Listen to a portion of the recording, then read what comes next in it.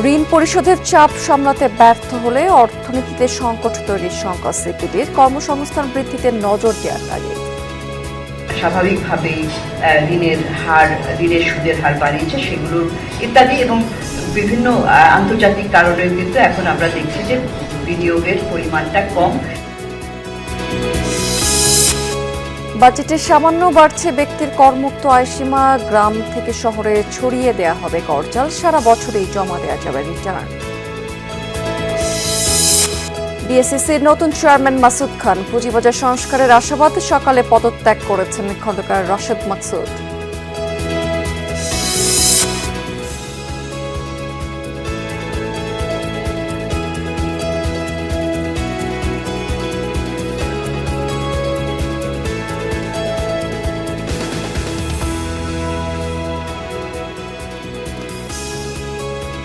আমন্ত্রণ বিজনেস স্টোরিতে এতক্ষণ শিরোনাম দেখছিলেন, এবার চলে যাচ্ছি পুরো খবর এবং পুরো সময় জুড়ে আপনাদের সাথে থাকবে আমি রাবেয়া স্মৃতি। দেশের জন্য দুটি বড় চ্যালেঞ্জ রয়েছে, একদিকে রফতানিতে বৈচিত্র্য আনা এবং দেশীয় মূল্য সংযোজন বাড়ানো, অন্যদিকে বৈদেশিক ঋণ ব্যবস্থাপনা শক্তিশালী করা। অর্থনীতি উত্তরণকালীন চ্যালেঞ্জ বিষয়ে সংলাপ এমন তথ্য তুলে ধরেছেন সিপিডি নির্বাহী পরিচালক ডক্টর ফাহমিদা খাতুন। তিনি আরও বলেছেন, ঋণ পরিশোধের চাপও খুব দ্রুত বাড়ছে। ঝুঁকি সমাধানে ব্যর্থ হলে ভবিষ্যতে বড় অর্থনৈতিক সংকটে রূপ নিতে পারে। সিপিডি বলছে, শ্রমবাজারের পরিস্থিতি সবচেয়ে উদ্বেগজনক। রাজনৈতিক এবং অর্থনৈতিক অনিশ্চয়তায় বিপুল সংখ্যক কারখানা বন্ধ হওয়াতে 1 লাখেরও বেশি শ্রমিক কাজ হারিয়েছেন। বিনিয়োগ কমে যাওয়া এবং ঋণ প্রবাহ সীমিত হয়, নতুন কর্মসংস্থান তৈরি হচ্ছে না। মূল্যস্ফীতির কারণে বাস্তব মজুরি কমেছে, পাশাপাশি বকেয়া এবং অনাদায়ী মজুরির ঘটনা বাড়ায় শ্রম অসন্তোষও তৈরি হয়েছে। কর্মক্ষেত্রে নিরাপত্তা পরিস্থিতিও উদ্বেগজনক। সিপিডি বলছে, জ্বালানি খাতে বৈশ্বিক সংকটের প্রভাবও পড়েছে দেশের অর্থনীতিতে। এতে স্বল্প মেয়াদে মূল্যস্ফীতি বেড়েছে এবং প্রবৃদ্ধিতে নেতিবাচক প্রভাব পড়ার আশঙ্কা তৈরি হয়েছে। সিপিডি বলছে, অর্থনীতির জন্য বড় স্বস্তি হিসেবে এসেছে প্রবাসী আয়, তবে ব্যাংকিং খাতে খেলাপি ঋণ কমে দেখানো হলেও প্রকৃত ঝুঁকি এখনো অনেক বেশি, যা পুরো আর্থিক ব্যবস্থার জন্য একটি বড় ঝুঁকি হয়ে আছে। স্বাভাবিকভাবেই ঋণের সুদের হার বাড়িয়েছে সেগুলোর ইত্যাদি এবং বিভিন্ন আন্তর্জাতিক কারণেও কিন্তু এখন আমরা দেখছি যে বিনিয়োগের পরিমাণটা কম। তার ফলে এই দুটো সুযোগই আসলে আমাদেরকে ইঙ্গিত করছে যে এখানে অর্থনৈতিক কর্মকাণ্ডে তেমন একটা উন্নয়ন হচ্ছে না। প্রধানমন্ত্রী তারেক রহমানের সঙ্গে সৌজন্য সাক্ষাৎ করেছেন ইউএনডিপির বাংলাদেশ অফিসের আবাসিক প্রতিনিধি স্টেফান লিলার। সকালে সচিবালয়ের মন্ত্রিপরিষদ বিভাগে প্রধানমন্ত্রীর সাথে এই সাক্ষাৎ অনুষ্ঠিত হয়েছে। এই সময় তারা পারস্পরিক নানা ইস্যু নিয়ে আলোচনা করেছেন। বাংলাদেশে ইউএনডিপির কার্যক্রম সম্পর্কে প্রধানমন্ত্রীকে অবহিত করেছেন স্টেফান লিলার। এছাড়া প্রধানমন্ত্রী তারেক রহমানের সভাপতিত্বে শিল্প মন্ত্রণালয়ের আওতাধীন বন্ধ কলকারখানা চালু এবং ব্যবস্থাপনা সংক্রান্ত এক সভাও অনুষ্ঠিত হয়েছে। এটিও সচিবালয়ের মন্ত্রিপরিষদ বিভাগে অনুষ্ঠিত হয়।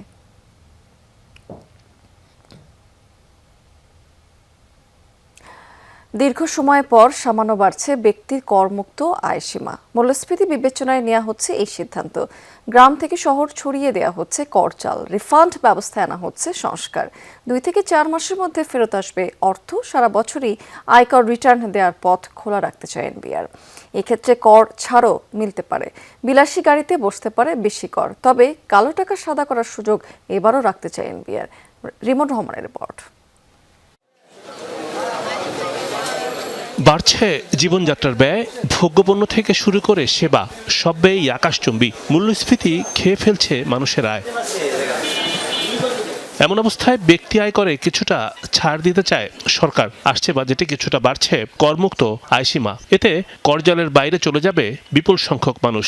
তবে করযোগ্য আয়ের ক্ষেত্রে 5টি স্ল্যাব তৈরি করেছে এনবিআর। নারী, 65 বছরের বেশি বয়সী মানুষ, প্রতিবন্ধী, মুক্তিযোদ্ধা, তৃতীয় লিঙ্গের ব্যক্তিদের ক্ষেত্রে থাকবে বিশেষ সুবিধা।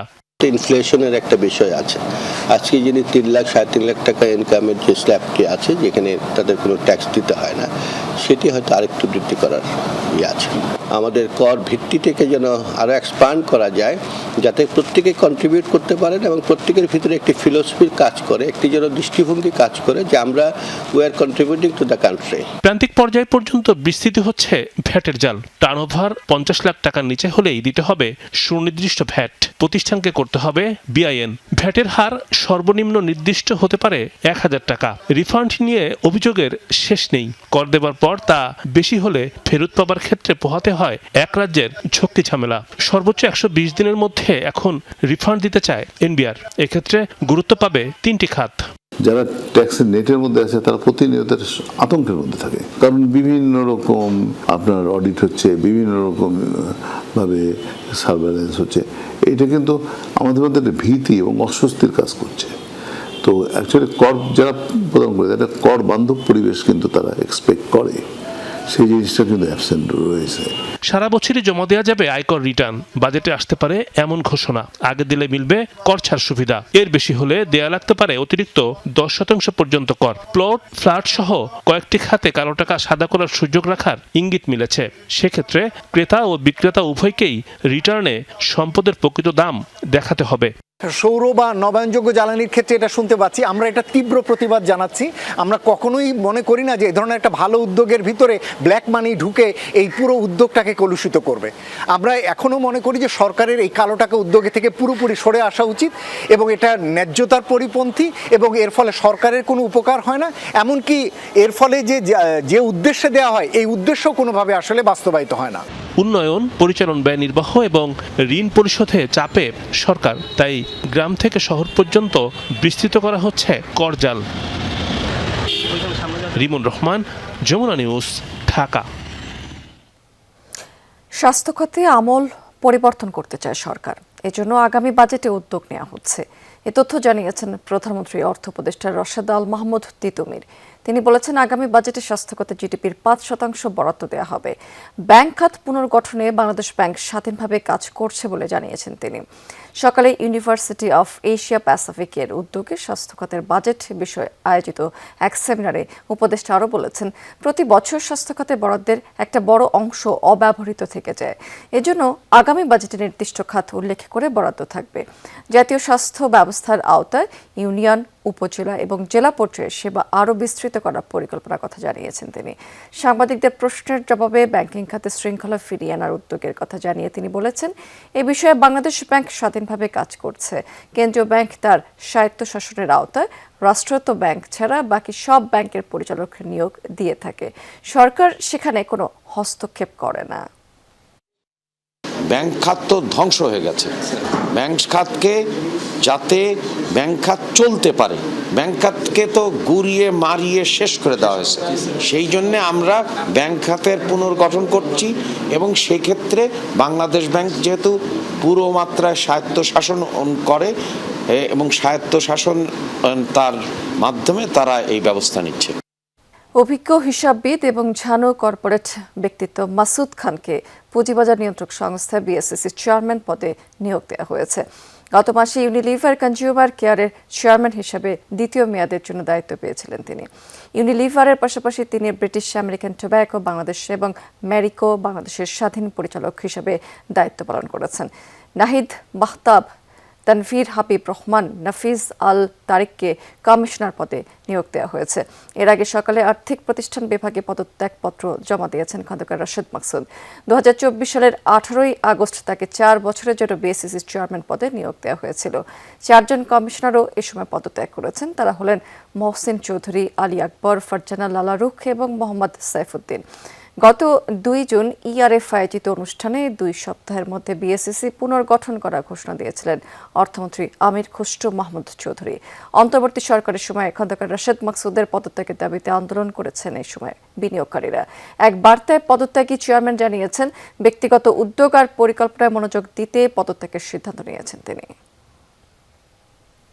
দর্শক, এই বিষয়ে একটু বিস্তারিত তথ্য জানতে আমরা এখন সরাসরি চলে যাব বিএসসিসিতে। সেখান থেকে যুক্ত আছেন আমাদের সহকর্মী রিমন রহমান। রিমন, নতুন এই চেয়ারম্যানের কার্যক্রম ঠিক কখন থেকে শুরু হবে, কি অবস্থা দেখতে পাচ্ছেন সেখানে, সার্বিক অবস্থা জানাবেন। স্মৃতি, পুঁজিবাজার নিয়ন্ত্রক সংস্থা Bangladesh securities and exchange commission যে বিএসইসি, সেই বিএসইসির চেয়ারম্যান কিন্তু নিয়োগ হয়েছে বেলা 12টার দিকে হবে এবং অর্থ মন্ত্রণালয় যে আর্থিক প্রতিষ্ঠান বিভাগ সেখান থেকে মূলত এই নিয়োগটা দেওয়া হয়েছে এবং পাশাপাশি আরও 3 জন যে কমিশনার তাদের নিয়োগও সম্পন্ন হয়েছে। নিয়োগের পরপরই কিন্তু আমরা যেটি জানতে পেরেছি যে বিএসইসি ভবনে নতুন যারা নিয়োগ পেলেন তারা আসবেন এবং এখানে যে কার্যক্রম সেটি তারা শুরু করতে চান।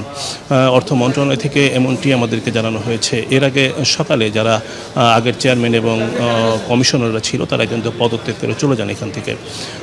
নতুন চেয়ারম্যান যে নিযুক্ত হয়েছেন মাসুদ খান, তাকে কিন্তু হয়তো কর্পোরেট জগতে অনেকেই খুব পরিচিত মুখ, কারণ তিনি এর আগে ইউনিলিভার বাংলাদেশ, বিএটি সহ ক্রাউন সিমেন্টে সর্বশেষ তিনি চাকরি করতেন, সিইও পদে ছিলেন এবং সেখান থেকে তাকে নিয়ে আসা হয়েছে এই পুঁজিবাজারকে সক্ষম করার জন্য, পুঁজিবাজারকে যাতে মানুষের দোরগোড়ায় যেতে পারে এবং বিনিয়োগের একটি বড় উৎস হয় পুঁজিবাজার, সেটি কিন্তু সরকার চায়।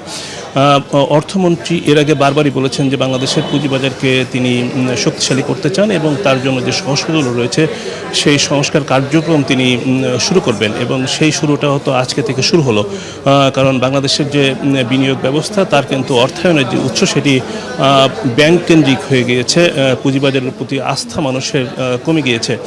সে কারণে পুঁজিবাজারকে কিভাবে বিনিয়োগের অন্যতম বড় উৎস হিসেবে তৈরি করা যায়, এখানে যে দুর্নীতি এবং অনিয়মের যে আগের নজির ছিল সেটি কিভাবে বন্ধ করা যায় এবং স্বচ্ছতা এবং জবাবদিহিতা নিশ্চিত করা যায় সেটি কিন্তু করার জন্য সরকার চেষ্টা করছেন এবং এই নিয়োগের মধ্য দিয়েই কিন্তু সরকার মনে করছে যে আসলে এই প্রতিষ্ঠানটাকে এবং মানুষের যে আস্থা অর্জনের দিকটি সেটি যাতে পুনর্জন্ম বা পুনরায়ভাবে এটি হয় তারা সেটি মনে করা হচ্ছে। আমরা অপেক্ষা করছি চেয়ারম্যান এবং কমিশনার দ্বয় বিএসইসি ভবনে আগারগাঁয়ে আসবেন এবং এসে হয়তো সাংবাদিকদের সামনে তাদের যে পরিকল্পনা সেটি উপস্থাপন করবেন। স্মৃতি, অনেক ধন্যবাদ রিমন আপনাকে। চেয়ারম্যানের নিয়োগ বাতিলের দাবিতে চতুর্থ দিনেও ইসলামী ব্যাংকের সামনে মানববন্ধন করছেন সচেতন গ্রাহক ফোরামের ব্যানারে আন্দোলনকারীরা। ব্যাংকের কর্মকর্তা কর্মচারীদের সকাল 10টা থেকে 11টা পর্যন্ত কলম বিরতির আহ্বান জানিয়েছে আন্দোলনকারীরা। এই নিয়ে মিশ্র প্রতিক্রিয়া পাওয়া গেছে। সেবা গ্রহীতাদের অভিযোগ যে সকাল 10টার দিকে এসে সেবা পেতে অপেক্ষা করতে হয়েছে তাদের। অন্যদিকে ব্যাংকারদের কেউ কেউ দাবি করছেন যে আন্দোলনকারীদের আহ্বানে সাড়া দিয়েই তারা সেবা কার্যক্রম বন্ধ রেখেছে। তবে ভারপ্রাপ্ত ব্যবস্থাপনা পরিচালক জানিয়েছেন গ্রাহক সেবার বিষয়ে প্রস্তুতির কোনো ঘাটতি ছিল না। অফিসাররা ডেস্কে রয়েছেন, গ্রাহক আসলেই সেবা পাবেন। আন্দোলনকারীদের অভিযোগ খুরশিদ আলমকে চেয়ারম্যান হিসেবে নিয়োগ দেওয়ায় আমানত ঝুঁকিতে পড়েছে, ব্যাংক নিয়ে ষড়যন্ত্র চলছে। তার অপসারণের দাবিতে আমরা আজকে গ্রাহক ফোরামের পক্ষ থেকে কর্মকর্তা কর্মচারীদেরকে 1 ঘন্টার কর্মবিরতির জন্য আহ্বান জানাচ্ছি। সাইনবোর্ডে লেখা ছিল 10টা থেকে 1 ঘন্টা ওনারা কর্মবিরতি পালন করবে। আন্দোলন করছে যে 1 ঘন্টা কর্মবিরতি রাখার জন্য। কর্মবিরতিটা কারা ডাকছে হলো গ্রাহকরা। আর আমরা সেবা দেই কাকে? গ্রাহককে। তা গ্রাহক নিজে থেকেই সেবা নিচ্ছে না, তাহলে আমার তো সেবা দেওয়ার কোনো সুযোগও নেই। অফিসাররা সবাই যথাসময় ডেস্কে আছে, তারা সেবা দেওয়ার জন্য বসে আছে, কেউ আসলে তাকে সেবা দেয়। জ্বালানি তেলের মূল্য বৃদ্ধির ধাক্কা সামলে ওঠার আগেই সাধারণ মানুষের পকেটে নতুন টান। বাড়ানো হয়েছে বিদ্যুতের দাম, চলতি মাসেই তা কার্যকর করা হবে। সীমিত আয়ের মানুষের পাশাপাশি বড় ধাক্কা আসবে উৎপাদন খাতেও। বাড়বে দৈনন্দিন খরচ, বৈশ্বিক প্রতিযোগিতার চ্যালেঞ্জের মুখে পড়বেন উদ্যোক্তারা। কৃষিতেও পড়বে বিরূপ প্রভাব, বাড়বে সেচের খরচ। বাতাসে গুঞ্জনটা ভাসছিল বেশ কদিন ধরেই। অবশেষে সত্যি হলো সেই আশঙ্কা। গ্রাহক ও পাইকারি পর্যায়ে বাড়ানো হলো বিদ্যুতের দাম। এপ্রিল ও জুনে 2 দফায় বেড়েছে জ্বালানি তেলের দাম, যার ধাক্কায় পরিবহন থেকে নিত্যপণ্য সবকিছুই 1 দফা দাম বেড়েছে। জীবনযাত্রার ব্যয় যখন সীমিত আয়ের মানুষের কাছে আকাশচুম্বী, তখন বিদ্যুতের এই বাড়তি দাম অনেকের কাছে মরার উপর খাড়ার ঘা। আয় ব্যয়ের হিসাব নতুন করে কষতে হবে তাদের। ইনকাম বাড়ছে না, কিন্তু সব কিছু দ্রব্যের দাম দিন দিন বেড়ে যাচ্ছে। আর বিদ্যুৎটা গুরুত্বপূর্ণ, যেহেতু বললাম বিদ্যুতের দাম বাড়লে সব পণ্যের যেহেতু দাম বেড়ে যায়, আসলেই কষ্টদায়ক হয়ে যাবে সাধারণ মানুষের জন্য। অতীতে বিল আছে আমরা 800-900 টাকা, এখন বিল আসতেছে 800 থেকে মনে হয় আসতেছে এখন 1700 টাকা, তাহলে 800 টাকায় বাড়ছে। যদি আরও বাড়া তাহলে আমাদের তো শোষণের অবস্থা যাইতে থাকবে। বিদ্যুতের দাম বৃদ্ধির বড় ধাক্কা লাগছে অর্থনীতির মূল চালিকা শক্তি শিল্প ও কলকারখানায়। তৈরি পোশাক সহ প্রায় প্রতিটি ম্যানুফ্যাকচারিং খাতের উৎপাদন খরচ বাড়িয়ে দেবে। প্রতিযোগী দেশগুলোর সাথে টিকে থাকা দায় হয়ে পড়বে রপ্তানিকারকদের জন্য। বিদ্যুতের মূল্যটা না বাড়িয়ে, হ্যাঁ হয়তো মানে এখানে তার ভর্তুকি বাড়বে, কিন্তু এখানে ভর্তুকি দিয়ে, কারণ এটা সাধারণ জনগণে, সারা বাংলাদেশের জনগণ এতে এফেক্ট হবে, শিল্প কলকারখানা এফেক্ট হবে, উৎপাদন ব্যাহত হবে। তো এই সব দিক চিন্তা করে সরকারের আমার মনে এইটাকে অন্তত না বাড়ানোই উচিত হবে। পাইকারি পর্যায়ে এবার প্রতি ইউনিট বিদ্যুতের দাম বেড়েছে 1 টাকা 39 পয়সা, আর গ্রাহক পর্যায়ে দাম বেড়েছে প্রতি ইউনিট 1.5 টাকা পর্যন্ত। অর্থনীতিবিদদের মতে মূল্য বৃদ্ধির পদ্ধতি সংস্কার করা গেলে সাধারণ মানুষের উপর চাপ কিছুটা কমতো। বিইআরসির ক্যালকুলেশন মেথডটি, যেটা স্বয়ংক্রিয় বিদ্যুৎ উৎপাদনের জন্য বলা হয়, এটিকে কম্পিটিটিভ একটি রেটে নিয়ে যাওয়া এবং এর ভিতরে যে বিভিন্ন রকমের ভ্যাট ট্যাক্সের বিষয়গুলো রয়েছে এগুলোকে বাদ দিয়ে এটাকে পুরোপুরি একটি কম্পিটিটিভ একটি মূল্য কাঠামোতে নিয়ে যাওয়া, যেটি না করার কারণে প্রায় 15 থেকে 21% বাড়তি মূল্য দিতে হয় ভোক্তাকে। পঞ্চবার্ষিক পরিকল্পনায় উচ্চ মূল্যে বিদ্যুৎ কেনার চুক্তি পর্যালোচনার সুযোগ রয়েছে। কাশফিয়া রুহি, যমুনা নিউজ, ঢাকা। দর্শক, যেমনটি বলছিলাম যে বিদ্যুতের এই দাম বাড়ায় সেচ ব্যবস্থার উপরও কিন্তু প্রভাব পড়বে। এই বিষয়ে একটু বিস্তারিত তথ্য জানতে আমরা একটু কুষ্টিয়া ঘুরে আসতে চাই। সেখান থেকে যুক্ত আছেন আমাদের সহকর্মী রুহুল আমিন বাবু। সেচের খরচ কি বাড়বে, সেক্ষেত্রে কৃষকরা কি বলছেন? স্মৃতি, অবশ্যই সেচের খরচ বাড়ছে, যেহেতু 1 টাকা 52 পয়সা করে ইতিমধ্যে ডিজেলে বেড়েছে, যে কারণে কিন্তু চাষাবাদে অবশ্যই এটির প্রভাব পড়ছে এবং ইতিমধ্যেই কৃষকেরাও বেশ চিন্তিত এই বিষয়টি নিয়ে। একই তো আসলে যেমনটি বলাই যায় আসলে যে খরা তাপে আসলে যখন কৃষকের ফসল পড়ে তখন আসলে তাদের কপালটিও পড়ে, এবং ঠিক এই একই তাপে যখন তার জমিন ফেটে যায়, ঠিক চাষিদের ঠিক বুকের পাঁজরটিও ফেটে যায়। ঠিক আমরা কিছুটা আপনাদেরকে আমরা দেখানোর চেষ্টা করছি আপনার মাধ্যমে যে আসলে এখন তীব্র এই রোদের মধ্যে আসলে ফসলের ক্ষেতে তেমন কেউ নেই, শুধুমাত্র ধুধু খাখা করছে ফসলের ক্ষেতগুলো। আমরা পাশাপাশি আরেকটি সম্ভাবনার যে বিষয়টি আমরা একটু আপনার মাধ্যমে দেখাতে যাচ্ছি যে আসলে যে জিকে যে সেচ খাল রয়েছে, আমরা এখন ঠিক সেখানেও রয়েছে। আসলে গতকালকেই যে জিকে সেচ খালের যে পানি ব্যবস্থা রয়েছে, আসলে সেচ যেটি রয়েছে, অর্থাৎ এটি জিকে যে সেচ খাল, এটি কুষ্টিয়া সদর উপজেলা হয়ে খোকসা কুমারখালী হয়ে বেশ একেবারে অনেক দূর পর্যন্ত, অর্থাৎ লাঙ্গলবাল পর্যন্ত গেছে, এবং এর দুই পাশে যত হাজার হাজার বিঘা বা যত সব চাষবাসের জমি রয়েছে সেগুলো কিন্তু এখানকার সেচের বিকল্প, অর্থাৎ যেটা পাম্প থেকে প্রত্যন্ত অঞ্চলগুলোতে যখন সেচ পাম্প দিয়ে পানি দেওয়া হয় সেখানে আসলে বিকল্প কি, সেই ক্ষেত্রে যে জিকের যে সেচ খাল রয়েছে আসলে সেটির মাধ্যমে কিন্তু এই দুই পাশের যেসব চাষাবাদের জমি রয়েছে সেগুলোতে কিন্তু এই পানি দিয়ে তারা আপাতত যেসব সম্ভাবনা রয়েছে বা সম্ভব হয় এই সব ছোট ছোট খাল থেকে পানি নিয়ে তারা তাদের জমিতে সেচ দিচ্ছেন। এবং এখন যেহেতু ইরি মৌসুম আসলে সেই ক্ষেত্রে আসলে অনেক চাষিরাও কিন্তু এখন অনেকটা দুশ্চিন্তার মধ্যে রয়েছে, এবং এই পানি সরবরাহটা যদি ঠিকভাবে থাকে আসলে তাহলে কিন্তু তারা চাষবাস করতে পারেন অনেকটা, অর্থাৎ যারা এই সব খালের আওতায় পড়েছে এবং সেচ খালের আওতায় পড়েছে আসলে তারা কিন্তু এই সুবিধাটি পাবেন। এবং এই সুবিধাটি দিতে আসলে পানি উন্নয়ন বোর্ডের পক্ষ থেকে জানানো হয়েছে তারা সর্বোচ্চ চেষ্টা করছে, এবং কুষ্টিয়ার সহ আশপাশে যেসব জেলাগুলো রয়েছে এখান থেকে সে পানি সরবরাহটি যায়, অর্থাৎ পাম্পে বা তেলের মূল্য বৃদ্ধিতে চাষিদের যে প্রভাব পড়ছে সেটি কিছুটা হলেও লাঘবের চেষ্টা করছে তারা। স্মৃতি বাবু, অনেক ধন্যবাদ আপনাকে। এবারের পবিত্র ঈদ উল আজহাতে সারা দেশে মোট 93,67,418টি পশু কোরবানি করা হয়েছে, এমনটাই জানিয়েছেন মৎস্য এবং প্রাণী সম্পদ প্রতিমন্ত্রী সুলতান সালাউদ্দিন টুকু। সচিবালয়ে এক সংবাদ সম্মেলনে তিনি জানিয়েছেন ঢাকা বিভাগে সর্বাধিক 23,51,666টি পশু কোরবানি করা হয়েছে, উদ্ধৃত ছিল 29,66,000 কিছু বেশি পশু। মন্ত্রী জানিয়েছেন দেশীয় খামারিদের উৎপাদিত পশুর মাধ্যমেই কোরবানির চাহিদা পূরণ করা হয়েছে। এটি প্রমাণ করে প্রাণী সম্পদ উৎপাদনে আত্মনির্ভরশীল অবস্থানে পৌঁছেছে বাংলাদেশ। সরকারের লক্ষ্য ছিল প্রান্তিক খামারিরা যেন কোনোভাবেই ক্ষতিগ্রস্ত না হয়। তিনি বলেছেন সরকারের লক্ষ্য আগামীতে দেশের চাহিদা পূরণ করে বিদেশে রফতানি করা। মাংসের দাম না কমার বিষয়ে প্রতিমন্ত্রী বলেছেন পশু খাদ্যের দাম বেশি হওয়াতে খামারিদের বেশি দামেই বিক্রি করতে হয়েছে। পশু এবার কুরবানি হয়েছে, এর মধ্যে গরু মহিষ 48,458টি, ছাগল ও ভেড়া 45,02,233টি, অন্যান্য পশু 1,027টি। দর্শক এবার জানিয়ে দেবো আজকের পুঁজিবাজার লেনদেনের লাস্ট আপডেট। আজকে কিন্তু সকাল থেকে আমরা দেখতে পাচ্ছি বেশ চাঙ্গা ভাব বিরাজ করছে পুঁজিবাজারে। আজকে সূচক বেড়েছে, সেই সাথে কিন্তু আজকে লেনদেনও 1000 কোটি টাকা ছাড়িয়ে গেছে এবং সেই সাথে বেশিরভাগ প্রতিষ্ঠানের শেয়ারের দামও কিন্তু বেড়েছে। আজকে ঢাকা শেয়ারবাজার ইন্ডেক্স থেকে আমরা যদি দেখি তাহলে দেখব আজকে প্রধান সূচক ডিএসসি ব্রড ইন্ডেক্স, সেটি কিন্তু আজকে দিন শেষে 33 পয়েন্টের মতো বেড়েছে এবং 5475 পয়েন্টে এই সূচকটি অবস্থান করছে। আরও দুটি সূচকও বেড়েছে দিনের শেষে। আজকে ডিএসসিএস সূচক সেটিও 9 পয়েন্টের মতো বেড়ে 1108 পয়েন্টে রয়েছে। ডিএস30 সূচক সেটি 2068 পয়েন্টে রয়েছে, 11 পয়েন্টের মতো বেড়ে টোটাল ট্রেড করেছে আজকে দিন শেষে 1351 কোটি 59 লাখ টাকার মতো শেয়ার।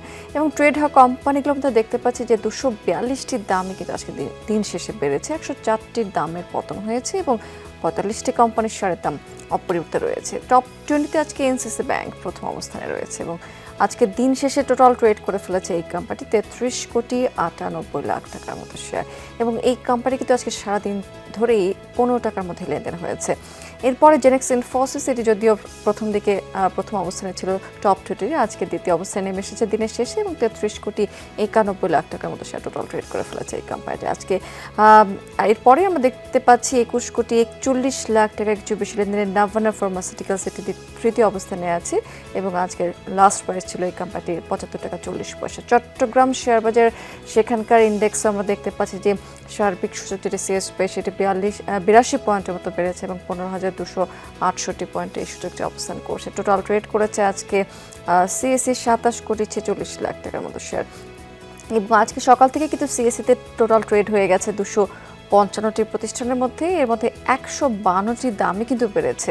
মাত্র 74টি কোম্পানির শেয়ারের দাম কমেছে এবং 29টি কোম্পানির শেয়ারের দাম অপরিবর্তিত রয়েছে।